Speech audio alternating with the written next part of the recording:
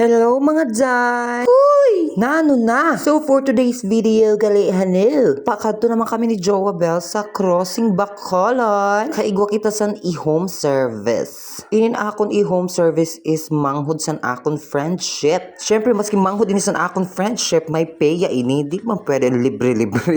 So didingani nag-abot na kami sa balay san amon friendship. Pero grabe man ang pagkaloka ko dida kay pag-abot namon wala gali didan tawo. Adto sa Masbati. Awi go man tawo kundi ang jowa ni friendship. So nag-decide kami ni boyfriend na magbalik ani kami sa tindahan. Pero gimbilin ko na dito ang gamit ko kay mag-uul-guul man magdinara man sa tuhan no. So ang sabi naman sa amon alas 6 daw san hapon. Diyos ko gab ina kami matuna. Pero laban lang, sureness maaga matapos. So ining tindahan gali namon hano kay adi ni sa atubang san simbahan. Sa mga taga Milagros dida na kamo bumakal sa tindahan namon. Charing. So didigani ginapas na ako san magurang san mapariband an akon friendship. Diyos ko mga Jai, hapon-hapon na iniambot na lang gayod kung anong oras kami sa ni matapos. Pero ginlaban ko kay sayang ang income diva.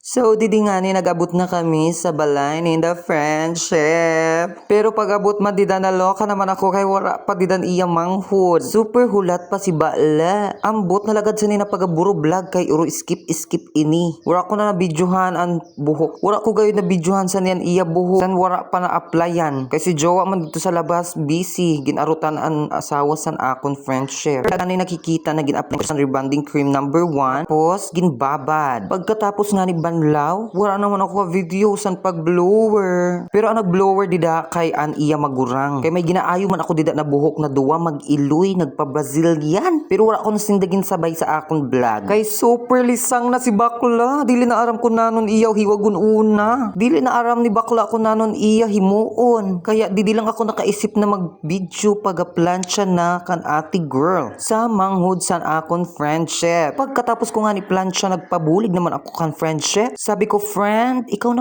friend apply sa manghud mo sa number 2. Kay busy-busy gadan akon iting. Kay dito gani nagaplansya ako dito sa duwa, sa mag-iloy. Kaya wala gayud ako ka video. Kulang-kulang na gadini na pag-vlog. Di kulang-kulang na nga ni ako. Kulang-kulang pa ang pag-video ko.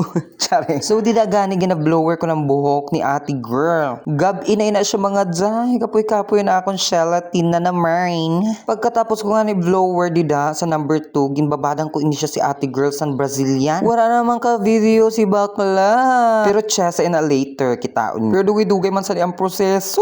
Kita si ate girl kay turog-turog gayud. Mga alauna na panoy na mga Jai. Ay, Diyos ko, alauna san maaga. So, di na nga nag-proceed na ako sa pag-blower kay tama na ang oras san pagbabad san iya buhok sa Brazilian. Sabi ko nga ni Didi, agad matutuds ni Jowa kay nanon oras na. Kapoy-kapoy ka na akong gelatin kaya diretso ka turog niyan. Pagkatapos ko nga ni blower sa iya, dahuan buhok ni ate girl. Wala pa gani na plancha pero super chesa na. Kaya sure gayud pagkatapos ni plancha, super chesa gayud. Kaya alas 2 na san Didi nga ni paspas hagod si bakla. Alas 2 san maaga. Pero ginalab na siya. Kaya mo ini ang trabaho ta, ilaban ta kag papalangga unta. Sa mga nagataka dida nano kay dugay-dugay ang pagariban ko. Kay mga ma'am, dili ko man na siya dali-dali na pagatrabaho sa inyo. Ginatutid ko ina siya. Kay syempre nagabayad ka mo, kag trabaho ko ini siya. Habo ko na masira ako. Pagkatapos ko nga